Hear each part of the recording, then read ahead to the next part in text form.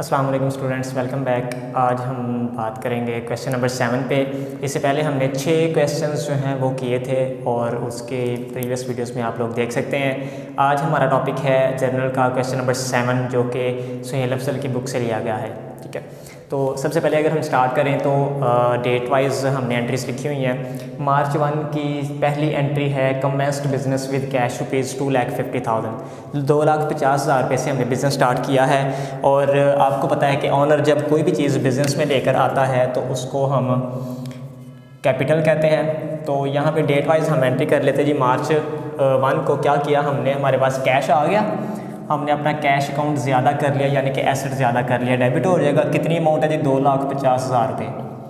Second चीज़ अगर हम इसमें देखें तो इस एंट्री में हमारे पास कैपिटल आ रहा है। कैपिटल आपको पता है कि जब ज़्यादा होता है तो उसको क्रेडिट किया जाता है, तो कैपिटल अकाउंट हमारा यहाँ पे क्रेडिट हो जाएगा। अमाउंट सेम ही रहेगी 2,50,000। ठीक है, इसकी अगर हम नरेशन की बात करते हैं तो नरेशन में हमारे पास जो चीज़ें हैं वो है जी बीइंग, क्या हमने काम किया इसमें, बिज़नेस स्टार्टेड, हमने बिज़नेस में स्टार्ट कर लिया। विद एसेट्स आप लिखना चाहें लिखने, नहीं तो कोई इशू नहीं है। सेकेंड, अगर मार्च की 5 तारीख को एंट्री देखें तो है जी गुड्स परचेज, चीज़ें खरीदी गई हैं फ्राम मुनीब से। चीज़ें हमने मुनीब से खरीदी हैं 40,000 रुपये की।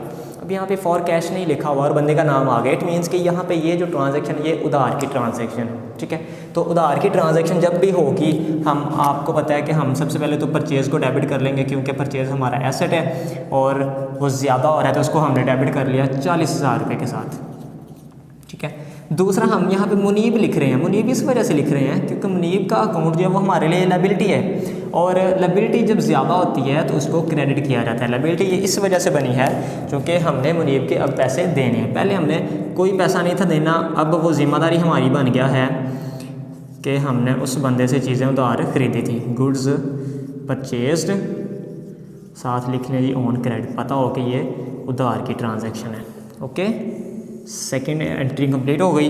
थर्ड वन की अगर हम बात करते हैं तो है जी 9 तारीख को विदड्रू गुड्स, कहता है जी चीज़ें निकाली गई हैं फ्रॉम बिजनेस में से फॉर पर्सनल यूज़, अपने पर्सनल यूज़ के लिए। तो आप लोगों को पता है कि जब भी ऑनर अपने पर्सनल यूज़ के लिए बिज़नेस में से कोई भी चीज़ निकाल के ले जाता है तो वो ड्राइंग्स होती हैं और ड्राइंग्स जब ज़्यादा होती हैं तो उसको हम डेबिट करते हैं। तो 9 तारीख को हमने क्या किया जी, ड्राइंग्स को डेबिट कर लिया।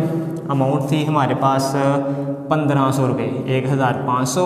दूसरी चीज़ अगर हम यहाँ पे देखें तो आप लोगों ने बच्चे ध्यान से देखना है कि यहाँ पे हमने निकाला क्या है, विदड्रू गुड्स, चीज़ें निकाली गई हैं। तो जब चीज़ें निकाली जाएंगी तो हमारी परचेज़ कम होगी। इससे पहले जब हमने एंट्रीज पास की थी उसमें हमने देखा था कि हमारी कैश कम हो रहा है। तो कैश जब कम होता है तो कैश एसेट है, वो कम होगा तो क्रेडिट करते थे। यहाँ पे गुड्स कम हो रही हैं तो आपको पता है गुड्स यहाँ परचेज आता है या सेल आता है, तो सेल यहाँ पे होगा नहीं क्योंकि ये रेवेन्यू नहीं बन रहा, हम पैसे कमा नहीं रहे यहाँ पे, बल्कि उल्टा हमारा ये नुकसान हो रहा है। ठीक है, तो ड्राइंग्स का एक हेड बन जाएगा यहाँ पे जो कि हमारे लिए बिज़नेस में से चीज़ें ले गया। दूसरा हमारा जो कम हो रहा है एसेट वो है गुड्स का, यानी कि परचेज़ हमारी कम हो रही है। ठीक है, तो परचेज़ अकाउंट हम यहाँ पे कम कर लेंगे 1,500 रुपये से। क्लियर है बच्चों? इसकी भी हम नरेशन लिख लेते हैं जी। बीइंग गुड्स विदड्रॉ, चीज़ें निकाली गई हैं फॉर पर्सनल यूज़। ओके है जी, तीसरी एंट्री हमारी कंप्लीट हो गई। फोर्थ वन की बात करें जी तो है जी 14 तारीख को परचेज्ड मशीनरी फॉर रुपीज़ 50,000, 50,000 रुपये की हमने मशीन ख़रीदी है। मशीन हमारा एसेट होता है और जब एसेट ज़्यादा होता है तो उसको डेबिट करते हैं। तो मैं यहाँ पे 14 तारीख की एक एंट्री पास कर रहा हूँ, मशीनरी डेबिट, क्योंकि मशीनरी एसेट है, इंक्रीज़ हुआ, डेबिट कर लिया। और यहाँ पे कम क्या हो रहा है उसने नहीं बताया हुआ है कि फॉर कैश है या ऑन क्रेडिट है। तो जब ऑन क्रेडिट नहीं बताया इट मीन्स कि वो नकद की ही ट्रांजैक्शन है, तो यहाँ पे हम अपना कैश कम करेंगे। कैश भी एसेट है, कैश हमारा कम हो जाएगा। तो अमाउंट कितनी है जी 50,000, मशीनरी की आ गई डेबिट साइड पर, कैश कम होगा 50,000 क्रेडिट साइड पर। ठीक है, नरेशन इसकी देखें तो बीइंग मशीनरी या जो भी आपने एसेट लिखना है, मशीनरी परचेज्ड। क्लियर है बच्चों? यहाँ तक तो मेरे ख्याल से आप सबका क्लियर होगा। ये पहले भी ट्रांजैक्शन हम करते आए हैं। ये लास्ट वन जो ट्रांजैक्शन है 20 तारीख की, इसको आपने ध्यान से देखना है। चार्ज डेप्रिसिएशन ऑन मशीनरी, कहते हैं जो मशीन हमने खरीदी हुई थी ना, जो हमारे पास मौजूद थी, उसके ऊपर डेप्रिसिएशन हुई है। अब डेप्रिसिएशन क्या होता है, ये एक अलग से टॉपिक है। इसके लिए मैंने इससे प्रीवियस जो वीडियोज़ हैं उसमें मैंने एक शॉर्ट जो रील है वो बना के अपलोड की हुई है, आप लोग वहाँ से देख सकते हैं।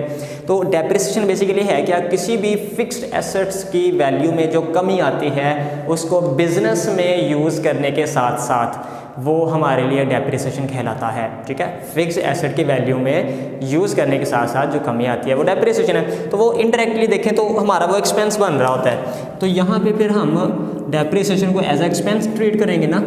तो डेप्रिसिएशन एक्सपेंस है, जब ज़्यादा होगा तो उसको हमने डेबिट कर लिया। कितनी अमाउंट है, 1000, तो ये आ गया। दूसरी चीज़ देखें तो ये डेप्रिसिएशन किस चीज़ पे चार्ज की जा रही है, मशीनरी पे। तो वैल्यू कम किसकी हो रही है फिर, मशीन की। हमने यहाँ पे कैश कम नहीं करना, चूँकि नॉर्मली एक्सपेंसेस की एंट्री इसी तरह होती है कि जब एक्सपेंस ज़्यादा होता है तो हमारा कैश कम हो रहा होता है। यहाँ पे कैश कम नहीं हो रहा, यहाँ पे हमारी मशीन कम हो रही है, मशीन की वैल्यू में कमी आई है। तो जिस एसेट्स की वैल्यू में कमी आएगी हमने उसको यहाँ पर राइट डाउन कर लेना है। तो मशीनरी भी एसेट है, उसकी वैल्यू में कमी आई। कितनी कमी आई जी, 1000 रुपये की। ठीक है, लास्ट वन था, इसकी हम नरेशन लिख लेते हैं। बीइंग डेप्रिसिएशन चार्ज, कि डेप्रिसिएशन चार्ज की गई है। ऑन मशीनरी लिखना है, लिख लें, नहीं तो ओके है ये यहाँ तक नहीं। ठीक है, कि हमने मशीन के ऊपर डेप्रिसिएशन वो हमने चार्ज कर लिया। ओके हो गया बच्चे। तो यहाँ तक अगर किसी का कोई सवाल हो या किसी कोई चीज़ की समझ ना आई हो तो आप लोग कमेंट करके पूछ सकते हैं। अभी तक आज के लिए इतना ही था। नेक्स्ट वीडियो में इंशाल्लाह फिर मुलाकात होगी। अल्लाह हाफिज़।